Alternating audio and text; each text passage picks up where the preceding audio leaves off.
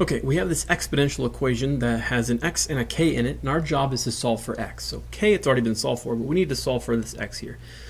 You might be familiar with all the different algebraic operations like addition, subtraction, square root, square, cube root, divide, multiply. All of these things are things that we use, tools that we use to solve an equation like 3x plus 2, well, square rooted equals 4. If I asked you to solve that equation, you wouldn't have a problem because you know to square both sides, subtract the 2, and then divide by 3. And then you'd be done. But this equation needs one additional operation that you haven't really used before, and that's a log. We've probably seen logs before, but using them to solve an equation is possibly maybe new for you. So here's what we're going to do.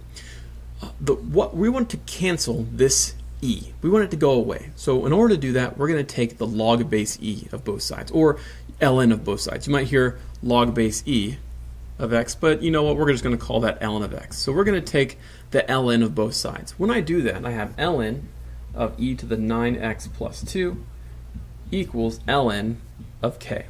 Now, you might say, well, how does this help us? How is this useful? It's because ln and e will cancel each other. So ln and e cancels, leaving me with just 9x plus 2 equals ln of k.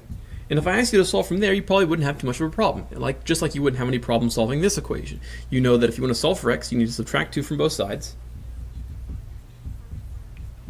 And then in order to get my hands on x, I would just divide both sides by 9, giving me a final answer of ln of k minus 2, all divided by 9. And that is your final answer.